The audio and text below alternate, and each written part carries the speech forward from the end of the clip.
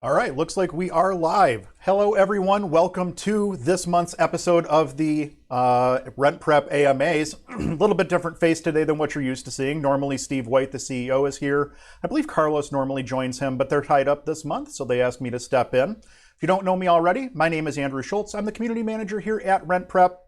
In addition to that, I'm a licensed real estate broker here in the state of New York, as well as a property manager with something like 10, 12, 13 years of experience in the property management field.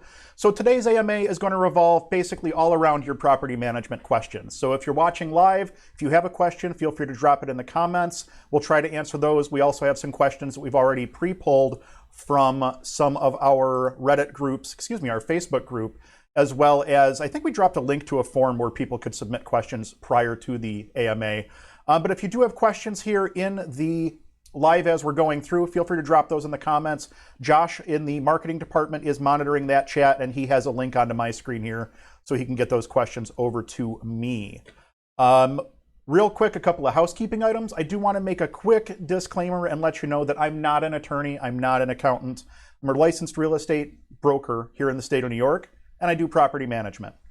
Before you make any decisions based on anything you hear here during this live or anybody else's YouTube or Facebook videos or even on a forum, run it by your local competent attorney, accountant, the person who knows your set of circumstances better than anybody online knows your set of circumstances. Don't just take the advice of any random person online. Of course, I say that as I sit here doing an AMA, but I do want you to make sure that you're covering yourself and getting the actual true responses for what may be correct in your area. What's right here in the state of New York or even here in Buffalo definitely isn't the same as what's right in New York City and certainly isn't the same as what's right in California. So just understand that you may have to do a little bit further research even if you do ask a question here on the AMA. With all that said and out of the way, we're going to go ahead and jump right in here. We're going to start with this first question from Derek. This one was pulled from the Rent Prep for Landlords Facebook group. If you're not a member of that group already, we're coming up on 13,000 members. We may have actually hit 13,000 already at this point. But we do have a great Facebook group at facebook.com/groups/rentprep. If you're not watching this video from the group, I would definitely suggest taking a look at that group. It's a great free resource. There's landlords from all around the country in that group, and you're in a position where you can actually ask questions of people that may have very, very different opinions than you and may have very, very different ways of doing things than you. So it's a good opportunity to learn and get a feel for something. If you have a situation that you're not sure how to handle, chances are somebody's been in that group has been there before and can lend you a helping hand, I think is how we always say it on the podcast. But we are going to go ahead and jump into our questions here. This first question is from the Rent Prep for Landlords Facebook group. This was asked by Derek. And the question is, I'm a property owner who manages all of my properties in multiple states, both short-term rentals as well as long-term leases.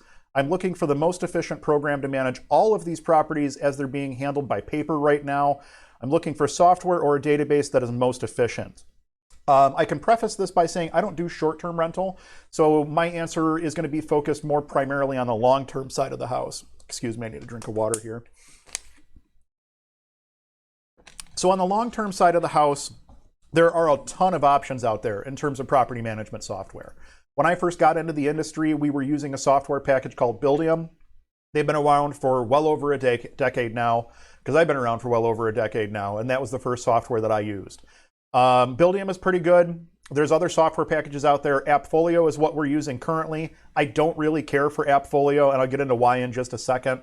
Some other names that you can look at out there would be Yardi Breeze. And I believe apartments.com also has their own software now. They actually acquired what used to be Cozy. And I believe that they are marketing that under the apartments.com moniker now. So as far as choosing a software, it's tough choosing a software because you never know exactly what software is going to mesh best with your wants and needs until you kind of get into it and start playing with it. The one thing I can tell you is it sounds like you're not in a huge rush because you're on paper right now. Make the commitment, the time commitment to choose the right software for you. Spend some time playing with different softwares. They all offer a free trial, usually 15 or 30 days.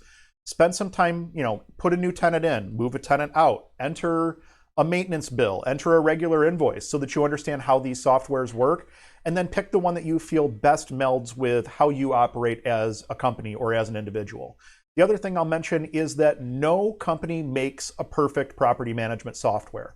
When you think about it, property management is, realistically speaking, several different departments. You have accounting over here, you have leasing here, you have maintenance here, you have maybe a totally separate department that handles just acquisitions and sales, and maybe you have like a customer service department. There's a lot of different pieces to a property management operation, and no one software that I've ever seen gets it all right the first time. The one thing I would mention is to make sure that you pick a software that has what's called an open API. And in layman's terms, an open API is basically what allows your software to interact with other pieces of software out there on the internet. So for instance, AppFolio unfortunately does not have an open API, which is why we're considering a software change. But what we would like to do is when we complete a condition report or a move-in report in our Z Inspector software, which is where we take all of our maintenance photos and our move-in photos, I would love it if that automatically uploaded to AppFolio without us having to do a manual process. That's the benefit of an open API. Open APIs are able to move data back and forth between different websites, different programs. It's pretty critical in the property management industry when you start talking about automating things, and even something as simple as automating mailings. You've got to make sure that you're on the right software. Definitely make sure you're on something with an open API, because there will come a time when you're ready to integrate a different piece of software into your system. And if your software is not compatible with it, it's going to be a gigantic headache. I hope that that answers that question. It was a little bit long-winded there. Unfortunately, I can't really provide you much information on the short-term side of the house because we don't do short-term rental. I can tell you that AppFolio does not have a short-term option built into their software. I don't know about any of the other companies out there. But definitely do some research, and you honestly may find that you are operating the two styles of property from two different types of software. That may just be where you wind up. I'm not sure because I'm not involved in the short-term rental space. Good luck to you though as you look for a new software, and definitely take the time to make the right decision. On to our next question. This one comes from Steven. The condo fee I pay for my rental property includes utilities. Is it advisable to advertise the rental with the full rent amount, or show a lower rent in the ad header and then detail that there's an additional flat fee for utilities within the listing? For example, show rent as $1,800 or $1,600 and put in the details of the ad that there's also a utility fee of $200. If the latter, how can I determine a fair amount? I don't want people to be turned off by the higher amount without knowing that utilities are included. Thanks. So this is an interesting one. We don't do a ton of utilities included rentals. We have done some where like there's a boiler in the building, like in a 4-unit building that heats the entire building. So we'll have to do heat included or something like that. And the way that we've done it in the past is typically we market it at the full rent. So with the utilities and everything included, and we'll put right in the header information on the ad, like maybe even the first 2 words should be utilities included. So that grabs somebody's attention. Yeah, they're going to see that higher price and it's going to register to them probably as a little bit higher price. But if they see those 2 words, utilities included, as soon as they click on the ad, that's one of those situations where it's self-explanatory. The one way that you would wind up getting caught in this instance would be if someone's doing a search based on price. We'll use your numbers here of $1,600 and $1,800. So if they're looking for something in the $1,600 price range and they're expecting to pay for their own utilities, if you have a situation where you're at 18 with utilities included, if they're searching up to 1,600, they're never going to see your rental. So there is a little bit of a catch-22 there. My recommendation on that is always to advertise the full amount of the rent in the actual listing itself so that people don't feel as though you're trying to get one over on them or something like that. The other thing that's worth mentioning is that most people, it seems nowadays, don't read the description on rental ads. So if you're putting something in the rental ad about the utility fee being $200 or whatever the case may be, just understand the fact that more often than not, they're not reading that text. So you're going to have to re-explain that to them over the phone or via email or however you set it up. It doesn't seem to matter how you do it. We actually have an image. If you go look at any of our for rent listings, the second image that pops up actually has our qualification criteria, what your income needs to be to qualify, et cetera, as the second image. So you would think if they're not scrolling through the text, they're at least scrolling through images when they're searching. And I can tell you that they just go right past it. They just gloss right past it. They don't read it. So you're going to wind up explaining it over and over anyway. I would list it at the true rent, just so that you don't have to worry about anybody coming back to you and saying, oh, this ad was, false advertising or something like that. I would just make it the full rent and then explain it in your listing description as to why or what utilities are included or whatever the case may be there. I think that's probably the best way to do it to prevent yourself from having some headaches down the road. Hopefully that answered your question. And yeah, we're gonna go ahead and jump on to the next one. This one came from Kendra. And again, these are all from the Rent Prep for Landlords Facebook group. I don't think I've jumped down into the ones that came from the Google form that you could pre-fill out yet. Question from Kendra. Hi, I bought a house a couple of years ago that had a tenant already in it. Unfortunately, because the house was so far and I have severe anxiety, I did not go to the property for a period of a couple years. The tenant always paid their rent on time and seemed nice. At one point, I decided to raise the rent because I was under rent by about $500 per month, and we were month to month at that time. Upon entering the house after he moved out, there's over $20,000 worth of damage. Do you have any suggestions for checking in on tenants in between leases? Thanks again, Kendra. Well, Kendra, I'm sorry that you're dealing with $20,000 worth of damage. That's never something that's fun to walk into. Ever. Like, it doesn't matter if it's because of a storm that went south. It doesn't matter if it's because a tenant, caused a bunch of damage during their tenancy. Anytime you walk around a house and you see $20,000 worth of damage, it's a very disheartening situation to find yourself in. So unfortunately, that's the situation you are in. So we'll talk a little bit about how to go about dealing with that. And we'll also talk a little bit about the how do you make sure that this doesn't happen again situation. So I guess we'll start with the what do you do next situation. And you didn't specifically ask about this, but I think it would be remiss of me not to talk about it at least a little bit. With that much damage in the property, that's the kind of situation where I would be taking this tenant to court. This is not a small claims court situation. This is the type of situation where you're probably going to need to take them to full-on civil court. You may need an attorney, but at that amount of money in damages, that's a pretty substantial amount. I would try to seek a judgment against whoever this renter was for whatever damages they caused. I think the problem you might run up against is the fact that you mentioned that this tenant was already living in the home when you purchased it. So hopefully you have some photos from in the past so that you can show this is what it looked at the time we purchased it, maybe an old MLS listing or something like that. And this is what it looked like when we got it back, so that you can justify all of the charges. Because the tenant is obviously going to say, well, it looked terrible when I moved in and I've just never cleaned it up past whatever point. Obviously, we know that the tenant was the one who caused the bulk of this damage. There is probably some of it that's going to wind up being wear and tear.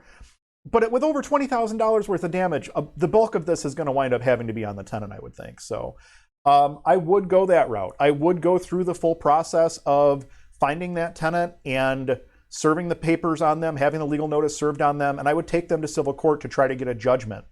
At least here in the state of New York, your judgment is good for 10 years, and I think that you can renew it for another 10 years above and beyond that. I would have to double check that to be absolutely certain. So getting that judgment is worth it, just so that you know that, okay, if this person goes and tries to purchase a home, or sometimes we've had people call and clean up judgments just because they want to buy a car and it pops up. The credit reporting guidelines have obviously changed as far as what's reportable and things like that.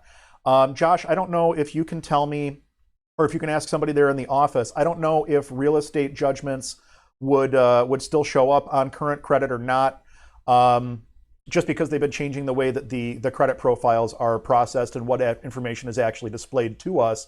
So it's good to have the judgment, because as soon as somebody runs a lien search against this person, they're going to find that judgment, and it's not a bad thing to have. Don't just let this fall to the wayside. The more and more landlords that let large amounts of damages like this fall to the wayside, the more difficult it becomes for other landlords to be able to properly screen their tenants. So, I mean, it's one thing if you have a tenant that does a couple $100 worth of damage. It's another thing when you have a tenant that provides a couple $20,000 worth of damage.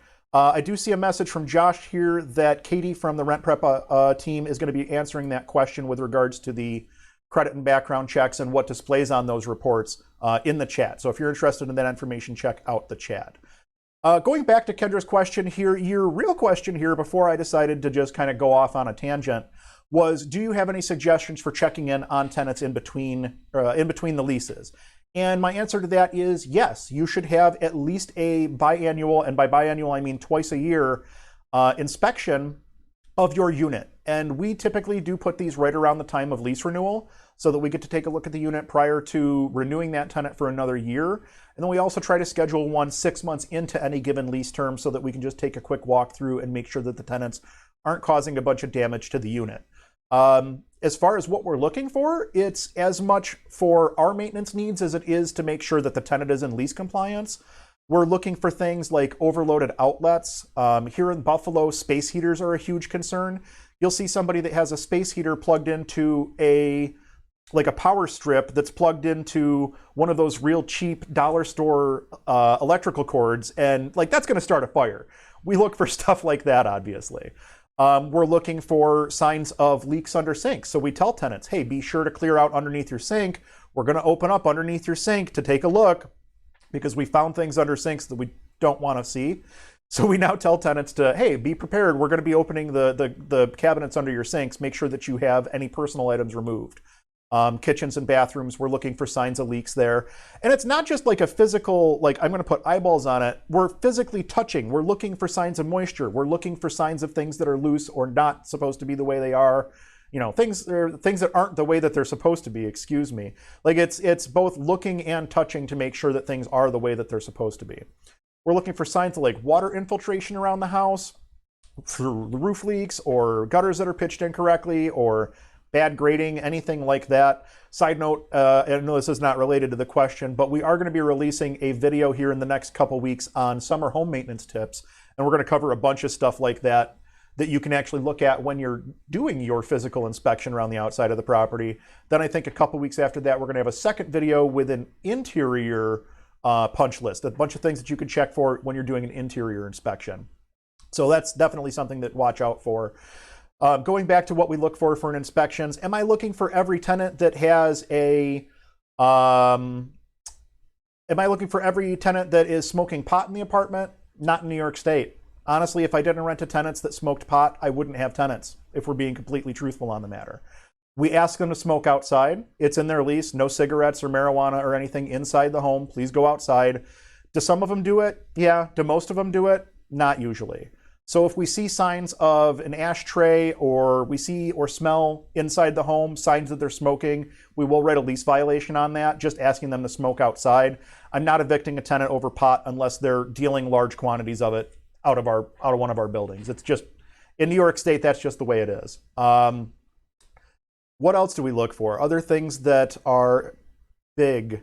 Honestly, those are the main things that I can think of off the top of my head. We're obviously looking in every room. We're taking pictures so that we have, and that's the other thing. We do take pictures at each inspection and we let the tenants know that as well. We're taking at least one photo of every room, and that way we have comparison photos throughout the entire time of the tenancy. So in a situation like yours, Kendra, where you had a couple year period of time where no one actually entered the home, this probably would have been caught much sooner if you had somebody going and doing those inspections. And I understand if you're, at a distance from the property, it might not make sense for you to go, but you may be able to find a real estate broker or a property manager or even a home inspector that's willing to go and do that walkthrough inspection and send you some information. The other thing is, if you're at a distance like this, and you do mention that you've got the anxiety, so dealing with the property sounds like it might be a little bit of a headache for you. You were at top of market, it might be time for you to consider selling the property. The other thing that I would mention is you might want to consider a property manager, because a property manager will help you avoid these kind of headaches. At least in theory, I know we do. Will help you avoid these kind of headaches and make your life a lot easier going forward. So hopefully I was able to answer that one for you. There were a couple different pieces to that, and I wanted to make sure we touched on them both there. But yeah, hopefully you were able to get the answer you were looking for out of that. Good luck as you're dealing with that damage. That's one of those ones it can be incredibly tough. I've walked through properties where I've seen $20,000, $30,000, $40,000, $50,000 worth of damage. We've walked through properties where we've had fires as a result of tenant negligence and stuff like that.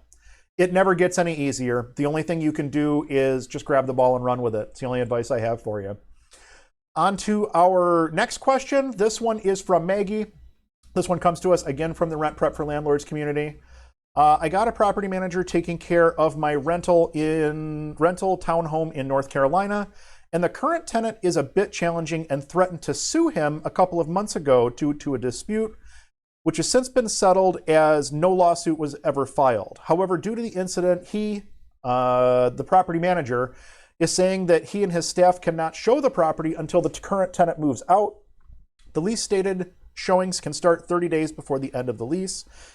I had asked if there were any recent hostile behavior situations or any evidence of the tenant's refusal for showings. Since it has been more than 2 months since the threat of the lawsuit, said that the tenant has had no further communication since the last threat but he is still not comfortable and unwilling to show it, not even once, to see if the tenant actually refuses for showing, citing that he can't take the risk. It's a bit frustrating. Is there anything I can do if I don't want to fire him or his company? They were doing well otherwise before, and it's very hard to find good rental management in my experience. Any advice would be greatly appreciated. Thank you. So this is an interesting one, and I'm going to tie this to a story that's relevant to my own business here in the property management world, and putting a little bit on the line. This is not normally a story that I would share. So back in 2021, we actually had to let a client go because we could no longer manage their tenants. And I know that that sounds crazy because that's what we do. We're property managers. But we were essentially in a situation where, because of certain restrictions as a result of COVID and the overly aggressive nature of this tenant is probably the nicest way that I can put it, we were in a situation where we could not, number one, manage this tenant, and number two, we didn't want to send staff to the property because we were legitimately concerned that this tenant was going to harm one of our staff members. Like, if they saw one of our staff members, that's the situation we were in. Yes, I know everybody talks about evictions, but again, we were in the middle of COVID, which means courts weren't hearing things even when they were supposed to be for a good chunk of the time, and it was a bad situation. The best solution for us as a company was to return that building back to the property owner and let them either find new property management or go back to self-managing the property. They literally turfed the property to us from self-management because they were having challenges with the tenant. The challenges with the tenant only increased once management was in place because they thought they were going to get to walk all over the management company as well as the owner. And when they discovered that that wasn't going to be the case, that's when the situation started to escalate. So, I will say that, yeah, the property manager may be justified in saying, I'm not willing to go into this apartment because this tenant is threatening our staff.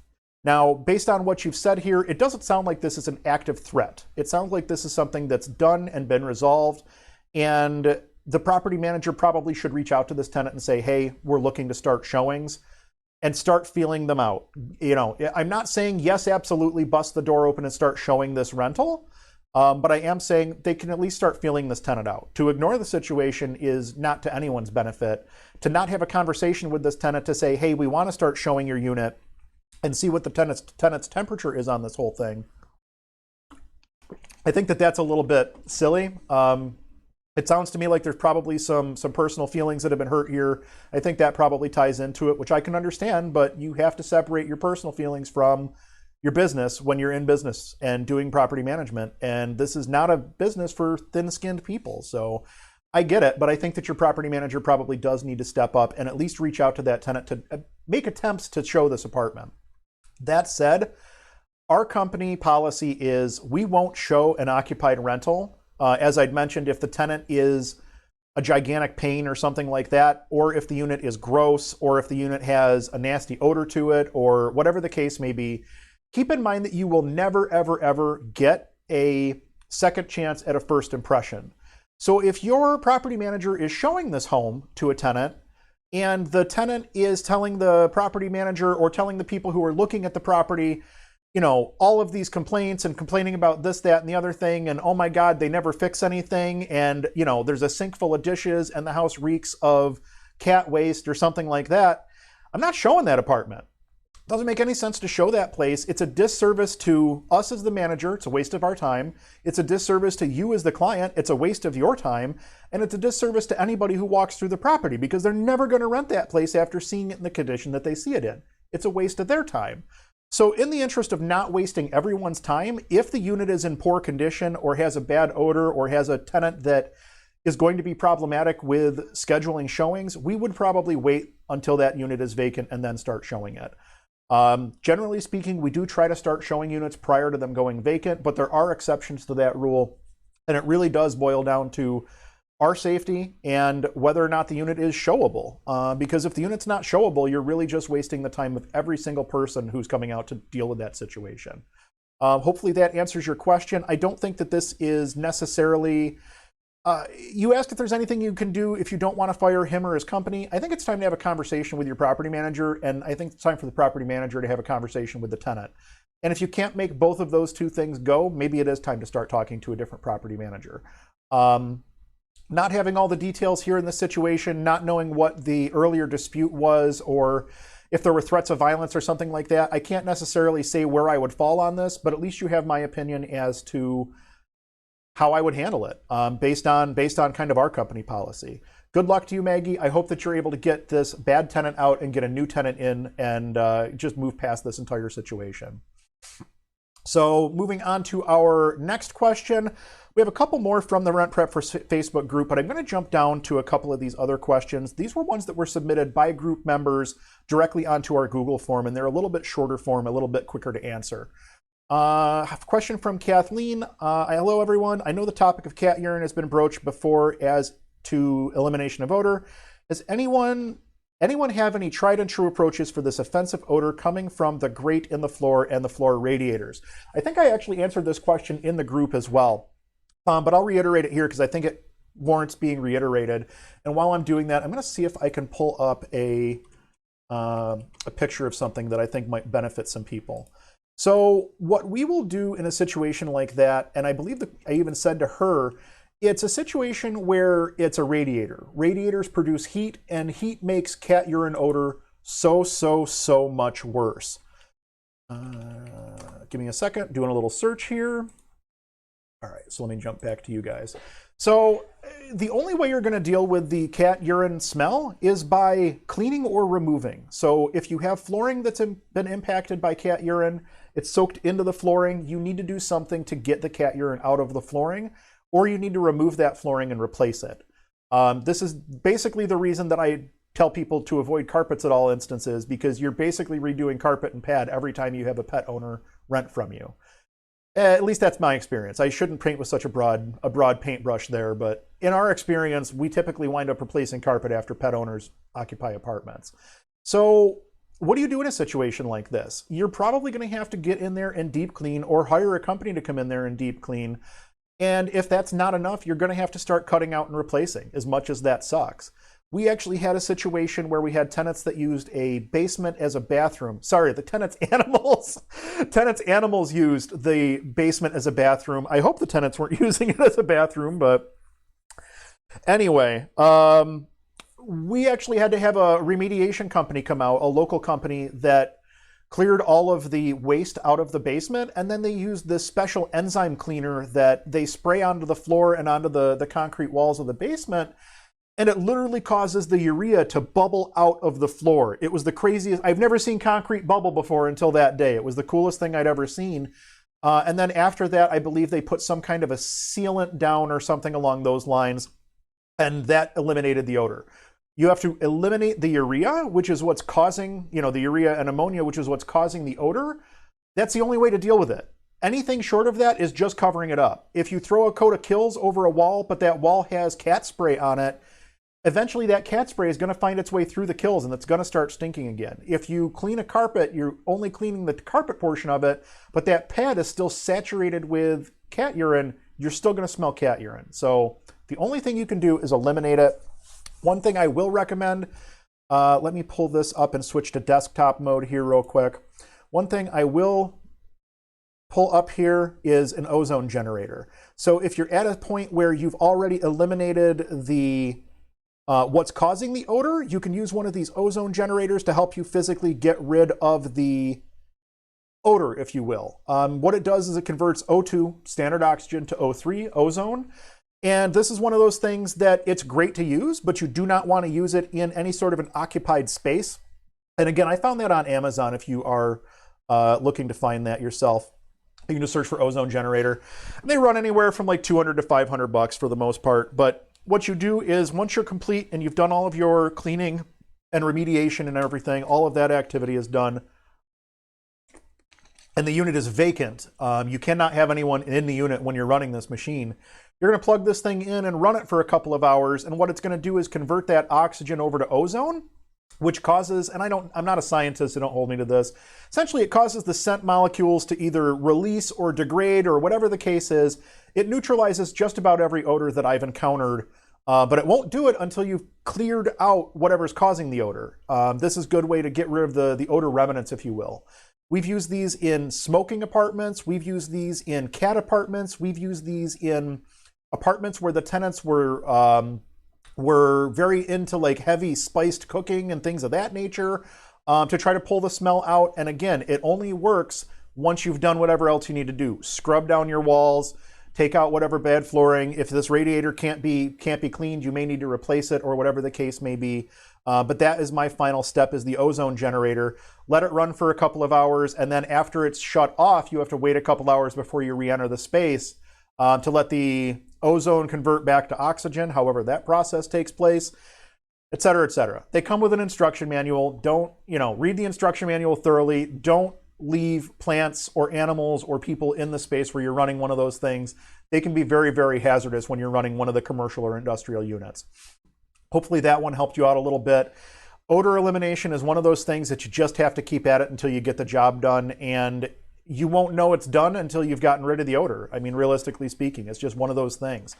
Thankfully, it's just a localized area by the sounds of things, and it's not like an entire home that was smoked in where you have to sit and scrub every wall and then put a sealant paint on and things of that nature. So good luck. Hopefully you're able to deal with that situation and get rid of the odor, and we'll kind of go from there. Another one of our Facebook questions from Paul: how do we dispose of old washers and dryers? I inherited 3 condos and I am renovating them for rent. We need new washers and dryers. Does anyone have tips on how to dispose of the old ones? 2 vendors have already told me they deliver, but don't take away the old ones. This is real easy. This is almost a non-problem, to be honest with you. Put a message on Facebook Marketplace in one of your local, buy, sell, trade groups. Just post it on Facebook. Just tell people, hey, especially if they're working, I have a free washer and dryer. It's by the side of the road. Come pick it up. Or I have a free washer and dryer. You load it and haul it out of the basement. Come pick it up. You'll get rid of them super fast that way. You can find scrappers that'll pick them up. You can hop on Craigslist. You can find somebody on there that'll pick them up. There are a million people that are always looking for either used appliances, working or non-working, because you'll get people that'll fix them up and resell them. And there's always people that are out there looking for scrappers. So don't ever pay to get rid of a stove or a washer or a dryer, dishwasher, or something like that. The one exception to that rule, I think, would be refrigerators because of the coolant in them. The coolant has to be recaptured before it can be disposed of. So you may have to jump through some hoops to get rid of refrigerators. But for washers and dryers, especially if they work, that would be one of those situations where I would just post them up on Facebook or on Craigslist and say, hey, come get this out of here. You'll definitely have somebody take you up on that. One more of these, and then we're going to jump back to our long form ones. For people, this one is from Melinda. For people who advertise properties on Facebook Marketplace, do you have them reply to an email address in your ad, use Facebook Messenger, or do you have another suggestion?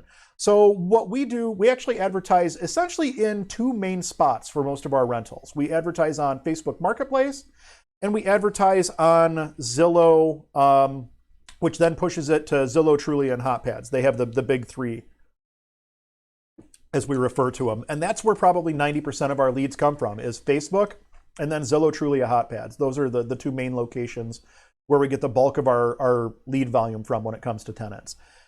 Facebook Marketplace can be an absolute nightmare cesspool when it comes to trying to sort through tenant leads and find a qualified tenant. The reason for that is it takes absolutely nothing for someone to click a button on 17 apartments saying, is this available? Is this available? Is this available? Is this available? Is this available? And it goes back to what I just said about they're not looking at the images. They're not reading the text. They have no idea if they even qualify for these units. They're basically just going right down a list of maybe all of the apartments in a certain price range and just hitting, is it available? Is it available? Is it available? Which means that your inbox as the person who has the apartment listed is going to be a disaster. You're going to have 150 messages if you're in a busy market of people who are requesting information about your apartment, looking for more information, whatever the case may be. And typically the response is 3 words. Is this available? Or is this still available? And it's the most obnoxious thing. The only way that I have found to combat that is to, number one, I put tons of information in the listing. I understand they don't read it. I still put it there. Somebody's going to read it eventually, right? So like I still put it in the listing. All of our selection criteria is in the listing and available on our website. The selection criteria is literally in an image in the posting. Like all they have to do is flip past the first image, which is typically the front outside of the house, to see what our criteria are. And still, a lot of people don't bother to take the time to read it. Or they think that you're not actually going to check. That's the other thing I found, is a lot of people seem to think that you're just not going to check. And if that's their instance, if that's what they think and you do start checking, well, guess what? They're gonna self-qualify out very, very quickly in most instances. So how do you combat it? That was your question. My way to combat it is to essentially have a copy and paste template that I just send to every single person that asks me about that apartment. And us being a property management company, we probably have a little bit more tech behind us than what the average landlord does, but there's no reason that you couldn't set the same thing up that we have. We use a software called Aptodo, where we schedule our open houses, and it basically creates a landing page that people can go and schedule during one of the open houses to see the unit, and it'll automatically text them and it'll confirm the appointments and this and that and the other thing, so that we just look at our calendar and say, oh, okay, I have 4 people for my open house today and 2 of them are confirmed, or whatever the case may be.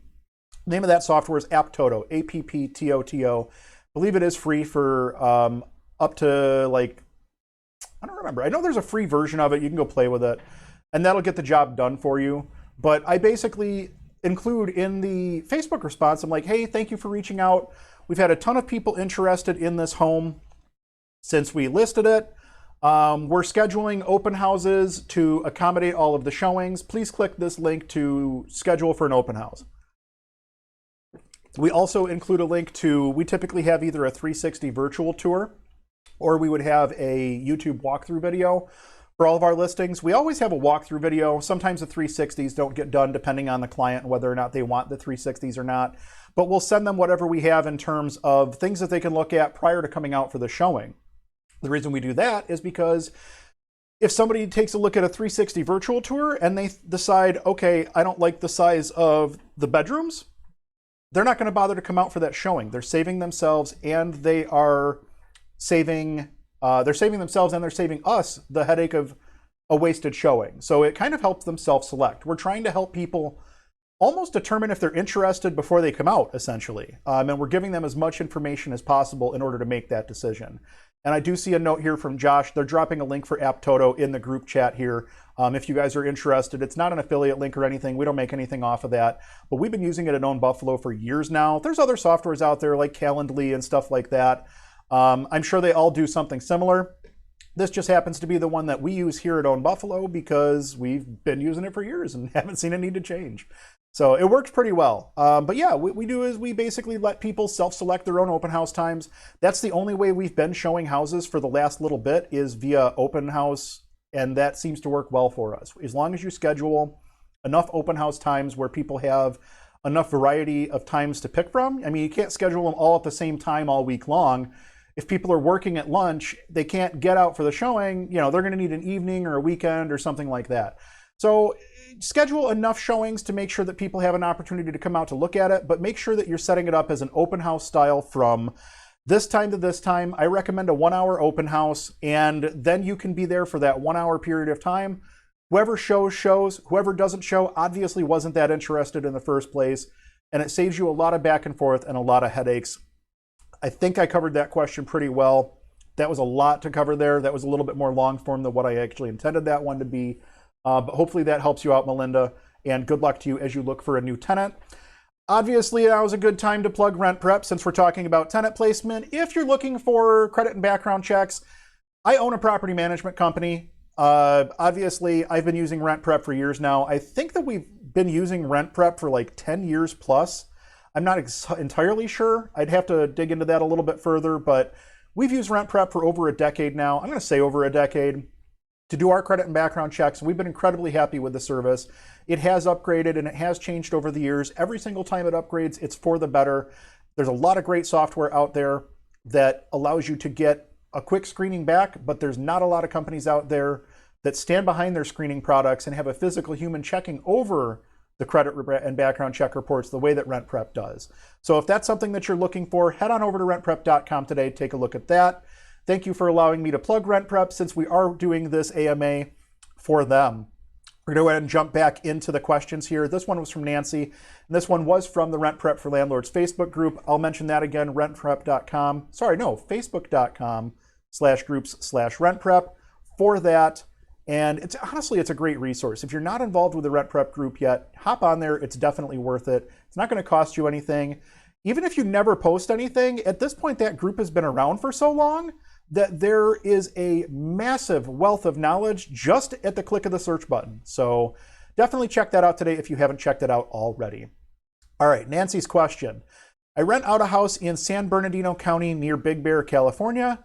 I have a long-term tenant who signed a lease that states he's responsible for raking pine needles, pine cones, weed abatement, and snow removal. He's lied to me multiple times stating that it was done or is being done. I got a notice from the fire department informing me that the yard is not clean. I've never had a fire department issue a notice like that. Maybe that's a West Coast thing. Fire department issued the notice informing me that the yard is not clean and there will be a fine if it's not done by August 2nd. I drove up to the house myself and could clearly see that the yard was not cleaned. I confronted him via text and he agreed to pay to have a professional get it done. I sent someone over and my tenant did pay him. However, the landscaper sent me several photos before and after, proving the yard had not been cleared for some time. He also mentioned that he was shocked to see so much dog poop in the yard from my tenant's dog. I knew about the dog. What do I do about the poop? I don't want him to have that cleaned up once a year. How can I get him to clean up the dog poop regularly? And are there laws for this? So I don't know all of the laws in California, and I'm not an attorney, so I'm not going to sit here and expunge on whether there's laws in California about when poop needs to be picked up. That said, your lease should cover this. And by the way, this is probably something that I should mention more frequently. When we're running our business, we operate it from law, followed by lease, followed by logic. You can call it the 3 L's or whatever you want to call it, but it always starts with what does the law say, what does the lease say, and what does logic say? And if you look at anything in real estate or anything in property management through that lens of law, lease, logic, in that order, there's very few things that you can't figure out in this industry. Anyway, going back to this, there should be something in your lease detailing the animal, detailing what animal is allowed, when the animal is supposed to be picked up after, things of that nature. I'm going to see if I can pull up a copy of my animal agreement here while I'm trying to talk at the same time, which is obviously a little bit challenging, so please excuse. Animal agreement. All right, and we are going to switch back over to desktop mode here. So this is the animal agreement that we use. If somebody wants this, they can pause the screen and retype it because I'm not going to send you a copy of it. But we do talk about cleaning up their animal. Clean up their animal and dispose of animals' waste properly and quickly, both indoors and outdoors. Clean up any mess left in common areas from animals, including but not limited to footprints and waste. There's a zero tolerance policy for animal waste on any floors. Animal waste observed on floors will be grounds for owner to revoke the permission to keep the animal.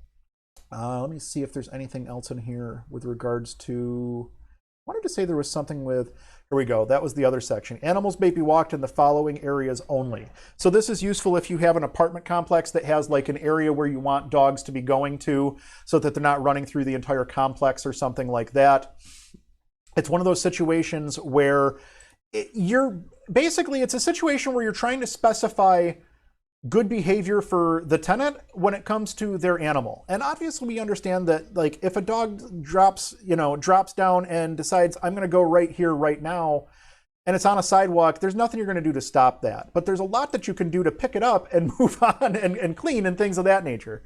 So obviously that's not what was happening in this set of circumstances. And the solution to that is very simple. You send a lease violation notice. You read your, I see a note from Josh, dropping a pet agreement basics blog reference in the chat from RentPrep. Josh, if you could answer this question as well, does that also include a link to some sort of a pet agreement? I think it does, but I'm not 100% sure. And I'm sure Josh will be responding here in just a minute.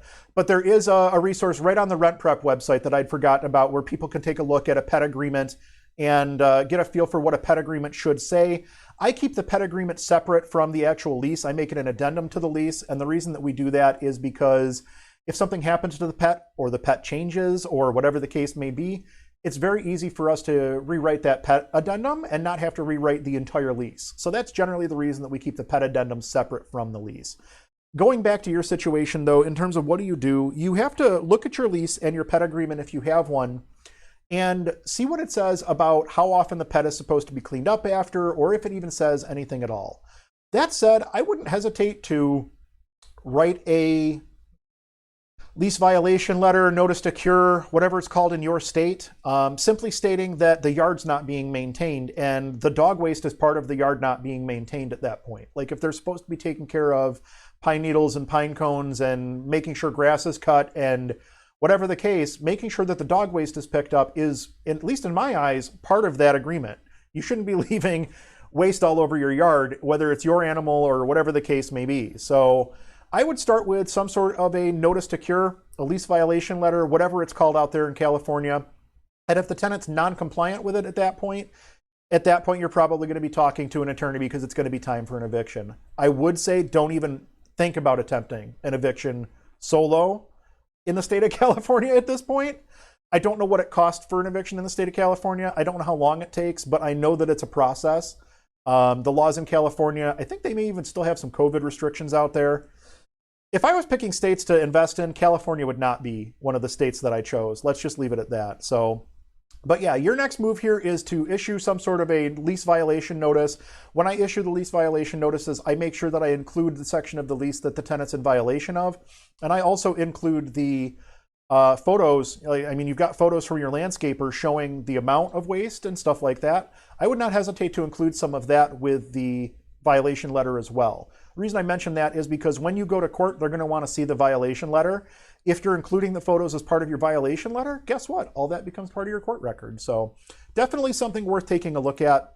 And I think the final straw here would be, if you want to keep this tenant and the tenant doesn't want to be responsible for the yard, then it's time to bump that rent up and hire a professional service that's going to come in weekly, bi-weekly, monthly, however frequently you determine it needs to be done. And it's going to be a tenant expense at that point. It's not something where you should be just absorbing this cost for free. I would tell the tenant that they're either responsible for paying it directly or a situation where you bump the rent up and you pay the vendor so that you know that the vendor's always paid. Whatever the case may be, don't let it slide, don't let it stand. Make sure that you jump on this and make sure that you do talk to that tenant and get the situation resolved. Hopefully you're able to get that squared away. That's kind of a tricky one. I really shouldn't say it's a tricky one because it's pretty clear as to what's going on there.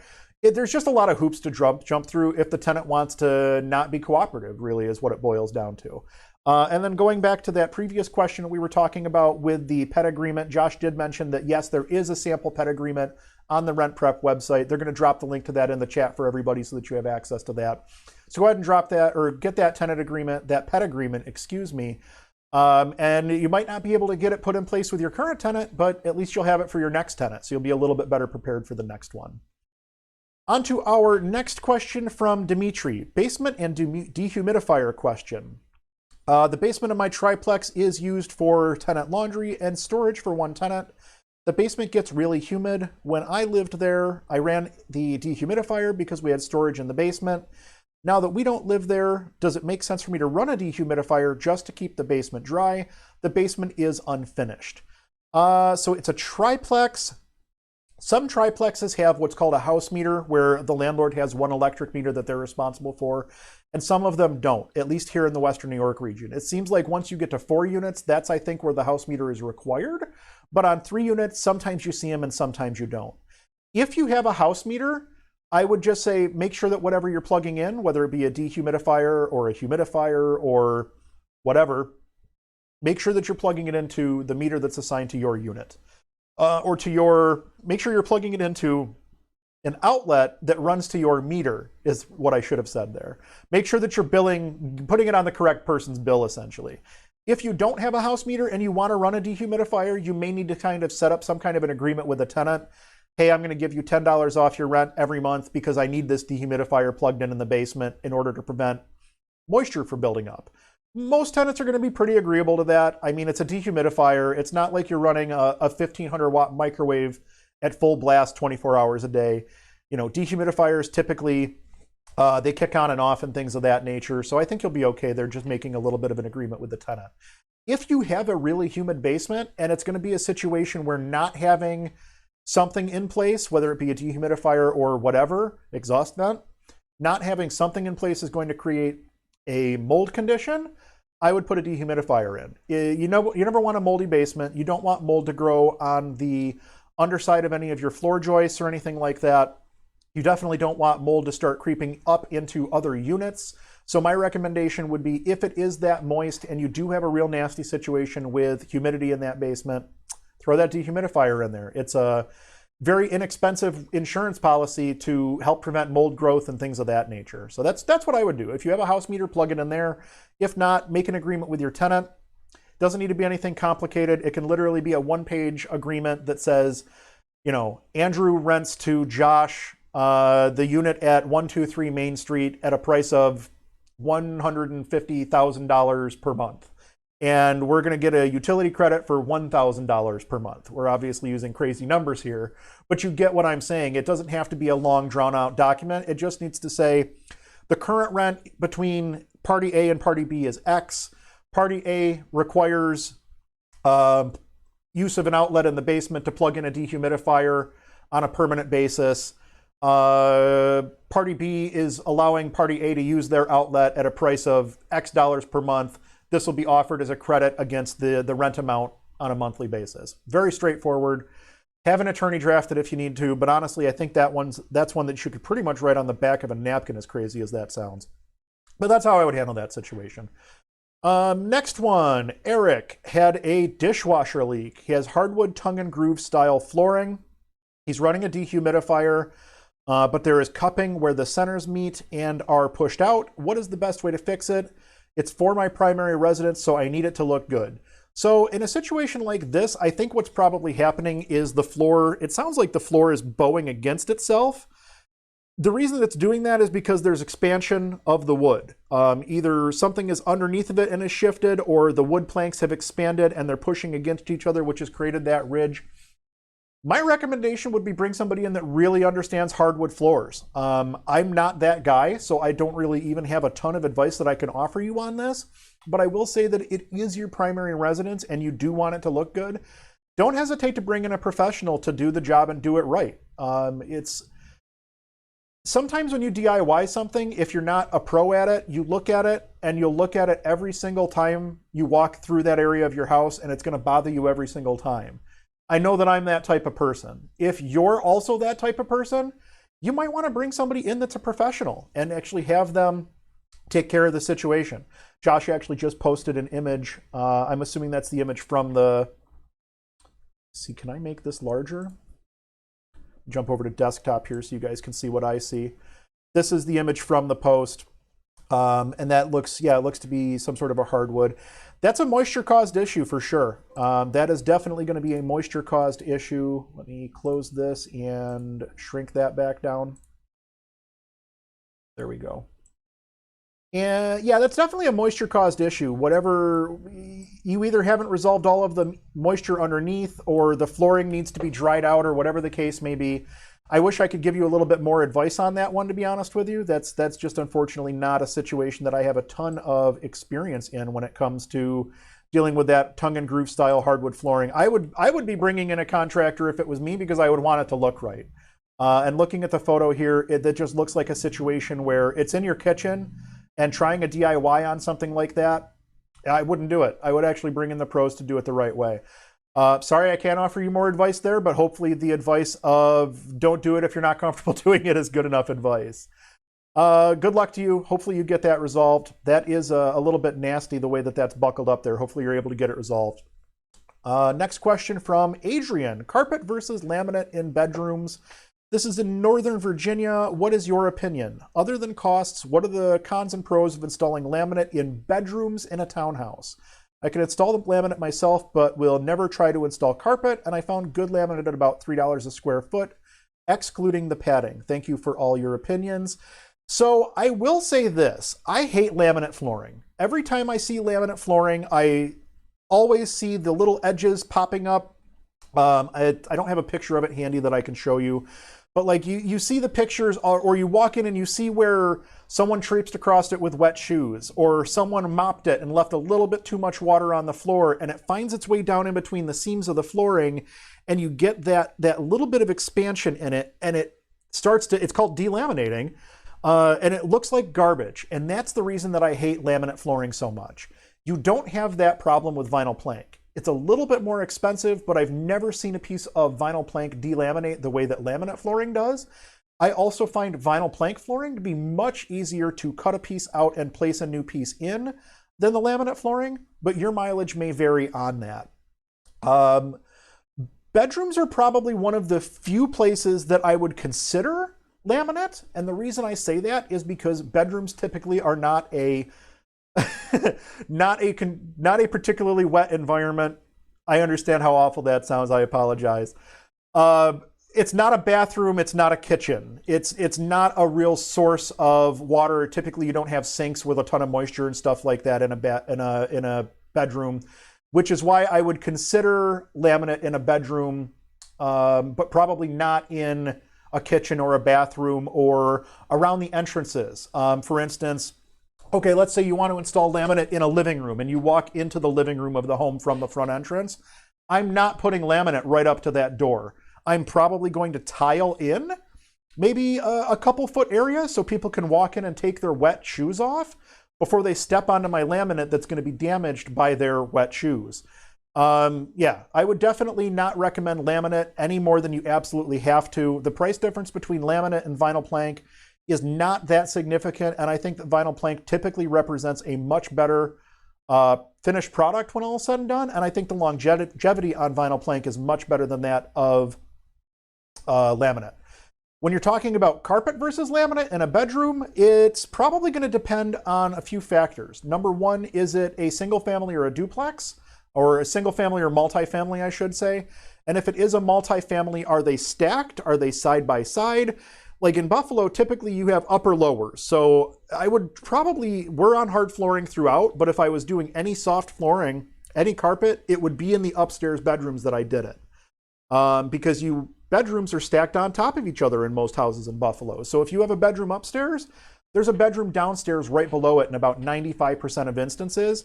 And these houses are old. Our housing stock is late 1800s, early 1900s, and it's not the most soundproof.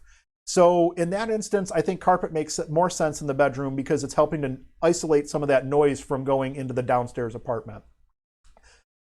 I would almost always prefer hard flooring over carpet. There are very, very, very few instances where I ever actually recommend carpet. And honestly, I think that's probably one of the only instances where I would recommend putting carpet in over any level of hard flooring would be in an upstairs bedroom where you have other people downstairs, other people's bedrooms directly downstairs underneath of them. And it's purely a noise thing at that point because I know that carpet wears much faster than laminate or vinyl plank. And I know that it's going to be a situation where you're changing it out much more frequently than a laminate or a vinyl plank. Otherwise, I would recommend laminate in your bedrooms if you want to go with a hard flooring that's not vinyl plank. But realistically speaking, I love vinyl plank. We've been running vinyl plank or ceramic tile throughout all of our rehabs lately. For like the last several years, we've been doing that. We haven't been doing any soft flooring at all in any of our buildings. And it keeps the maintenance costs down. I will say that. It might be a little bit higher outlay on the front end, but it does help to keep the maintenance costs down in the long term. So that's my my theory on why laminate sucks and why you should always consider vinyl plank instead of laminate. But in your instance, again, if you have bedrooms over top of bedrooms, I would say carpet. If it's not the case, I would go with hard flooring there. I apologize, my throat's getting a little dry. We're actually getting ready to come up on the end of this here. I think I can get a couple more questions in, Josh. Question from Teresa. Anyone have ideas what to do about the smell from a toilet leaking underneath the vinyl flooring? I'm pulling the toilet and vinyl, but before I replace it with new flooring, what to do? This is upstairs and the floor is solid. I don't want to replace the wood subfloor, but I'm concerned the scent will linger.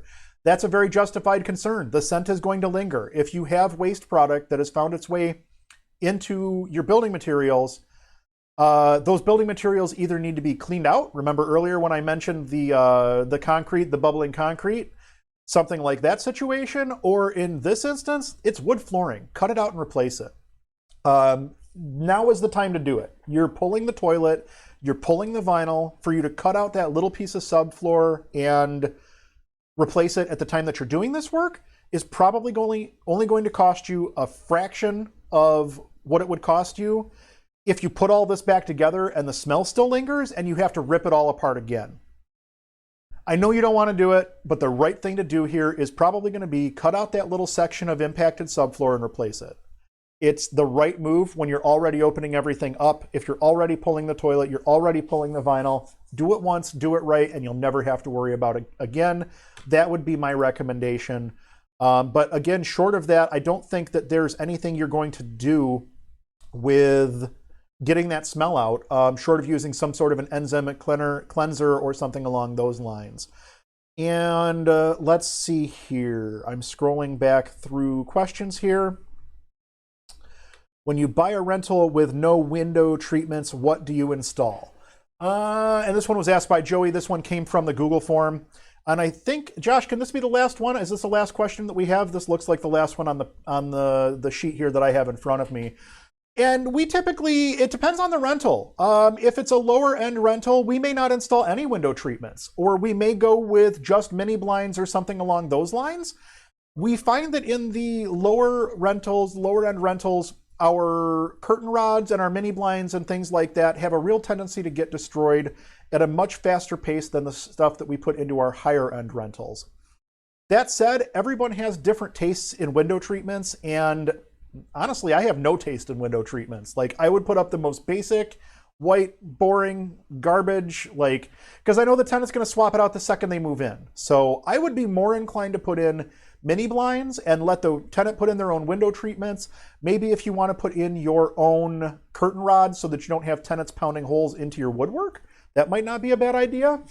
But understand that mini blinds and curtain rods typically wind up getting replaced pretty frequently when you're turning over apartments. I don't think I've ever had a turnover where I haven't had to replace a mini blind or a curtain rod if they've been supplied. So that's one of those situations where it just doesn't make sense to supply high-end stuff, I don't think. In a lot of instances, we supply nothing in our higher-end rentals. We will put in mini blinds and curtain rods, but we generally speaking will let tenants put in their own window treatments. That's going to wrap it up for this episode of, I was just going to say this episode of the Rent Prep for Landlords podcast. Excuse me. If you're not listening to the podcast, I do host the podcast as well. That comes out once every 2 weeks, and I think we might be changing some stuff up. I think we're going to try to pull the audio from this and turn it into a podcast episode as well. So there should be some more podcast frequency, possibly going back to the once a week. But as of right now, we are doing that bi-weekly. There is a new episode dropping this week, Thursday, I think. I can't remember the day that the podcast drops off the top of my head. But the podcast comes out every other week. You can find that anywhere podcasts are heard, iTunes or Spotify or Stitcher, whatever your preferred app is. If you're not listening to the podcast, do us a favor, check that out as well. It's called Rent Prep for Landlords. It's very easy to find. If you're not on our Facebook group, please check that out as well, facebook.com/groups/rentprep. Otherwise, that pretty much wraps things up. We're going to be back next month with another one of these AMAs. I'm hoping that we have Steve on for that one. I'm thinking that that one might be Steve and I, so you get both of us, which would be a little bit interesting dynamic. But that's pretty much it. We're going to go ahead and wrap things up here. Thank you for tuning in. Thank you for watching. We do appreciate you guys submitting all your questions, and we certainly appreciate all of the valuable knowledge that you share over on the Rent Prep for Landlords Facebook group. I'm Andrew Schultz for RentPrep.com. We'll talk to you next month.